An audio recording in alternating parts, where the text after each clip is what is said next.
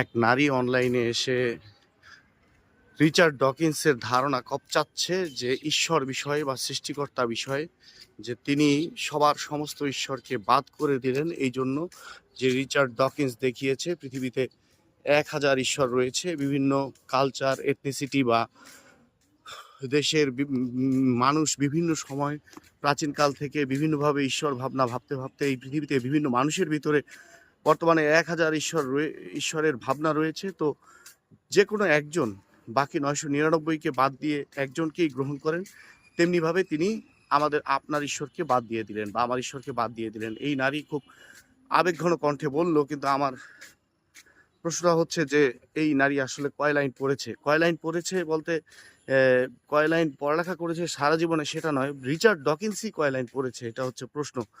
প্রথমত Richard Dawkins আসলে 10,000 ঈশ্বরের কথা বলেছেন, যেটা তিনি ভুলবশত হয়তো 1000 বলেছেন, ভালো করে পড়েননি।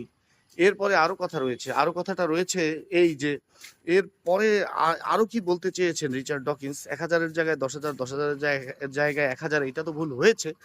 তো এরপরে হচ্ছে রিচার্ড ডকিন্স এরপর আরও কিছু বলতে চেয়েছেন। রিচার্ড ডকিন্স যেটা বলতে চেয়েছেন সেটা হচ্ছে যে ইজম, অর্থাৎ ধরেন জরোয়াস্ট্রিয়ানিজম, বুদ্ধিজম বা ক্রিশ্চিয়ানিটি, এটাও ইজম। সব ধরনের আইডিওলজি কিন্তু এক একটা ইজম। সে বলতে চাচ্ছে যে এগুলো সম্পর্কে, যেটা সম্পর্কে ডেফিনেটলি কিছু বলা যায় না, সেটা সম্পর্কে কিছু যেটা বলছে, এগুলো এক একটা ইজম, এবং এই ইজমগুলো আসলে যা বলে এটা হাইপোথেটিক্যাল এবং এটা কোনো সত্যতা আসলে যাচাইকৃত নয়, এরকম বলতে চায়। তো বললে এখন প্রশ্ন হচ্ছে যে রিচার্ড ডকিন্স এরপরে আর কি বলতে চেয়েছেন। এরপরে যেটা বলতে চেয়েছেন সেটা হচ্ছে যে এই যে তিনি যেহেতু সমস্ত ঈশ্বরকে বাদ করে দিলেন, এখন সে নাস্তিক, অ্যাথিস্ট।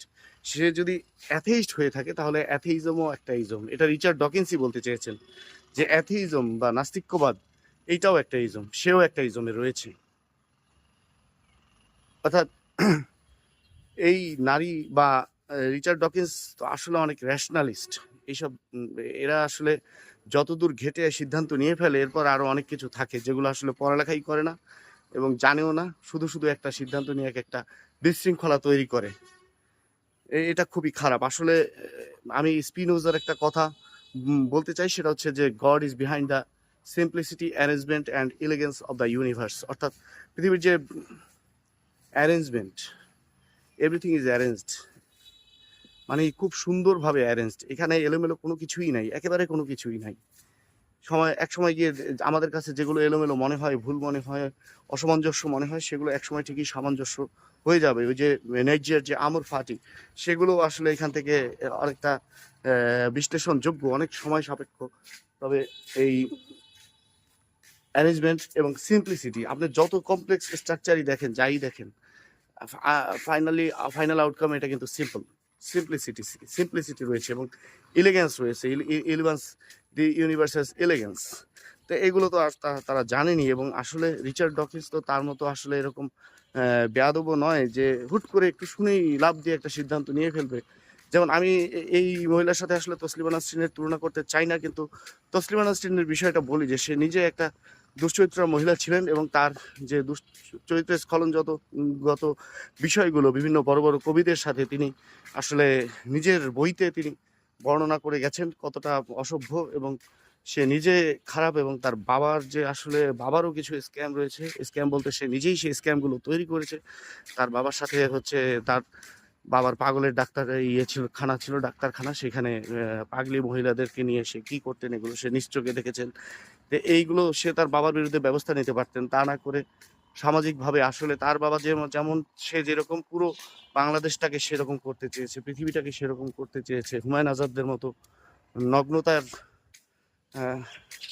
দিকে আগাতে চেয়েছে। আসলে এই পোশাক নগ্নতা এবং আসলে তাদের ধারণা ভিত্তিক একটা আলোচনা পরে নিয়ে আসবো। আর আপাতত হচ্ছে এক লাইন পরে 6 লাইন না বুঝে 6 লাইন বোঝার চেষ্টা না করাটাই বেটার, এটা মনে করি।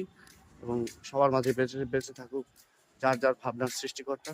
মানুষ সুখে থাকুক, ধার্মিক হোক, হচ্ছে ম্যানিপুলেশনের জন্য না, যেভাবে আমরা দেখতে পাচ্ছি যে আসলে দাড়ি টুপি মাথায় দিয়ে মানুষকে ঠকানো, এদের বিরুদ্ধেও ব্যবস্থা নেওয়া হোক।